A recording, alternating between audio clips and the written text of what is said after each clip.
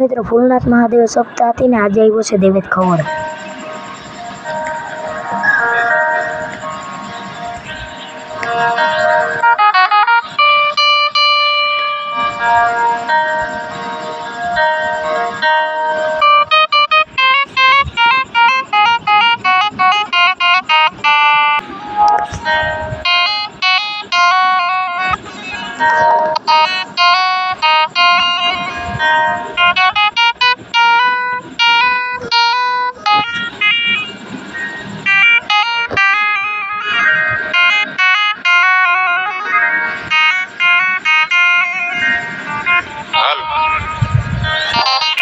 હાલારના પડકારા ઉપર respect you from the bottom of my heart. યાર બડી લે આ માટે પ્રેમની જરૂર છે, પૈસાની નહીં.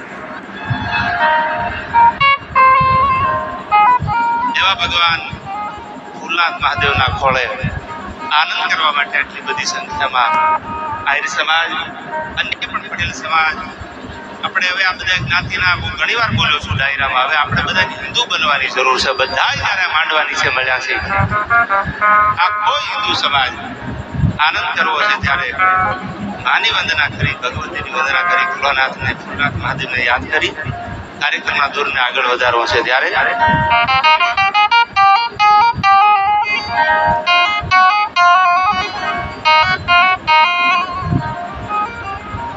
તો બ્રહ્મલોક મઢડાન હમીર ભાગીરથ શિવ સોરઠ સિર ધરી એવ ધાર ખળખળ નીર નિર્મળ જ્યાં જાજ ગંગા અવતરી અનબુધાર વાતન સગર ચારણ એક નેહડા માની શ્રી એ નવલા અવતરી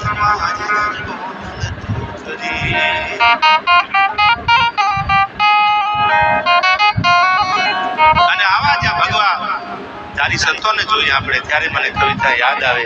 કેવી છે આપણી આ ભૂમિ? પછી આલારો હોય, બરડો હોય, પાંચાળ હોય, સૌરાષ્ટ્ર હોય કે કાઠિયાવાડ, આપણી આખી ગુજરાતની ધીંગી ધરતી છે. એમાં કવિએ લખ્યું દ્વારકાના મંદિર માથે નજર કરો તો 52 ધજા ફડાકા મારતી હોય. ફૂલનાથ મહાદેવ આવો તોય ધજા ફડાકા મારતી હોય. શું કે છે ત્રિભુવનજી આમાં?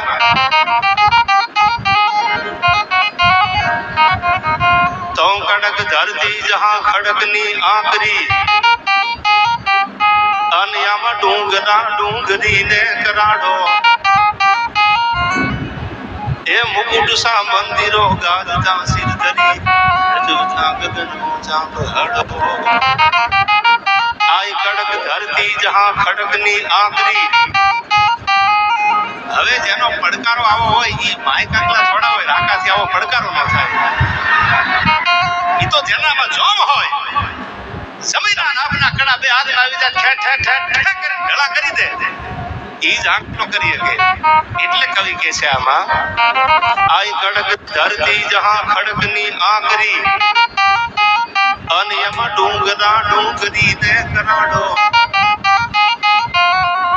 એ મુકુટ સા મંદિરો ગાજતા સિર ધરી રજવતા ગગનનો ચાંપ હડો. અનગીર ગોરંભતી ગાય જે નેહમાં જે ફૂલનાથ મહાદેવનું આયા મંદિર છે. હવે સાંભળજો કવિની કવિતા. સવારમાં નેહડામાં ગાયું દોવાતી હોય, 4-5 વાગે પરોઠિયામાં ગાયું દોવાતી હોય અને અમૃત જેવા ગાના દૂધ છે એ ભગવાન ભોળાનાથના શિવલિંગ માથે ફૂલનાથ મંદિર છે. હવે સાંભળજો કવિની કવિતા. સવારમાં નેહડામાં ગાયું દોવાતી હોય, 4-5 વાગે પરોઠિયામાં ગાયું દોવાતી હોય અને અમૃત જેવા ગાના દૂધ છે એ ભગવાન ભોળાનાથના શિવલિંગ માથે ફૂલનાથ મહાદેવના શિવલિંગ માથે એનો અભિષેક થતો હોય. એટલે ત્રિભુવન ગૌરીશંકર વ્યાસ લખે છે કે આપણી ગુજરાત કેટલી પવિત્ર ધરતી છે. દ્વારકા વાળો કૃષ્ણ ભગવાન જન્મ્યા ક્યાં અને છેલ્લે આવવું તો એને ગુજરાતમાં જ પડ્યું. દ્વારકા ભગવાન આવ્યા. એવી આપણી પવિત્ર ધરતી છે. ત્યારે એને ખડીમાં કીધું આયા ગીર ગોરંભતી ગાય જે નેહમાં અન ખળકતી દૂધની પીયુષ ઝરણી એ ભલી ભારતી ભોમની બંધુ થની આપણી ધની હો ધની આ મુર જર ધરણી ધન ધની હો ધની સૌરાષ્ટ્ર ધરણી અને તમારા જેવા યુવાનોને પડકારાને આકલા કરતા ત્રિભુવનથી જોયા ને પછી આ કવિતા લખી કે જોમ કેવા છે, આ તો અંદરથી આવે, આ વેચાતા ન મળે. હું ઘણી વાર કહું છું, રૂપિયા હોય તમારી આગળ બહુ પૈસા તો તમે બંગલા બનાવી શકો, મોટી ફેક્ટરી બનાવી લો, ધંધામાં ભાગીદારી કરો, ઘણા ડાયરામાં બોલો છું. રૂપિયાથી બધું થઈ જાય, કદાચ એસો આરામની જિંદગી મળી જાય, પણ પડકારો તો આપણા બાપનો આગવો છે, એમાં કોઈની ભાગીદારી ન હોય. અને જેને જેને ટાણું આવ્યું અને ટાણા હાચવી લીધા એની જ વાતો આ બધા કલાકારો કરે છે, ચાહે હોય કે બીજા હોય. ટાણા હાચવી લીધા, પડકાર કર્યા, જેને હૈયાના ભાવથી ટાણું આવ્યું તેથી એના ઇતિહાસ હજી અમર છે. દેવાય કોદરને આપણે યાદ શું કામ કર્યું છે? ટાણું આવ્યું ને તેથી પડકારો કર્યો તો રોવાડું ખાંડું થવા દઉં તો જનેતાનું ધાવણ લાજ. તો હૃદય ગૌરવ ભર્યા જન રુધિરથી ધબકતા, અનુભવકીને નો કદી આમ ધજતા.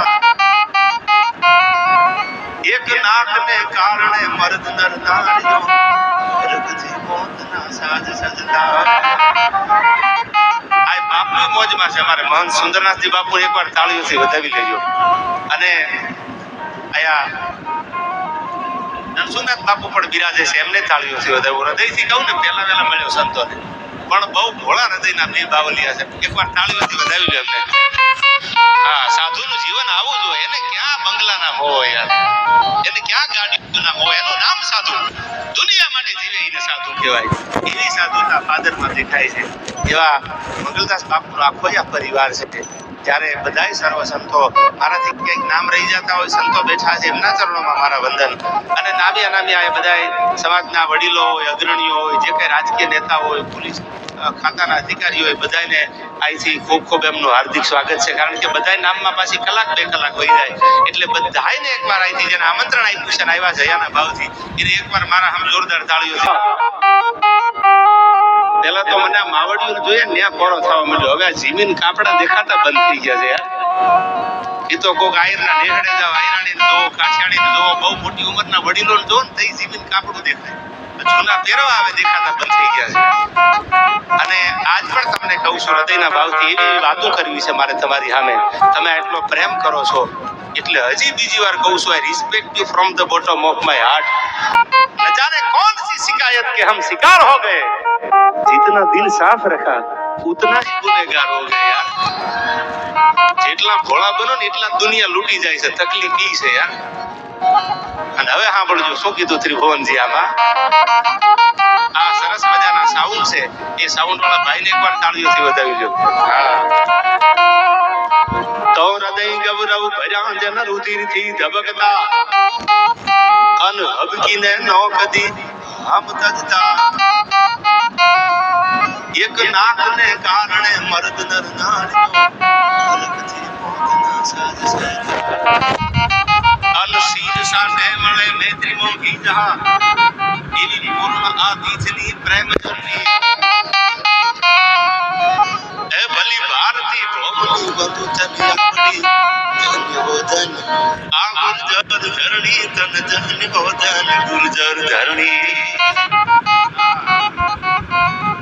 અને હવે સાંભળજો બાપુ, આ ધરતી છે કેવી છે. તો દિવ્ય દુર્ગા સમી ધૈન જા નિપજતી, અન પ્રબળ નવ હછા જા જોધ પાકે. બાપુ એક ડાબો હાથ પોતાના તરવારની મૂઠ માથે હોય અને જમણો પોતાની મૂઠ માથે રહી ગયો હોય. કવિ એમ કહે છે, સાંભળજો આ કવિતામાં. આય દિવ્ય દુર્ગા સમી ધૈન જા નિપજતી. જોવાની થોડી ધીરજ રાખો, હજી નંબરિયા પડે, ફિલ્મ બાકી બાકી છે યાર.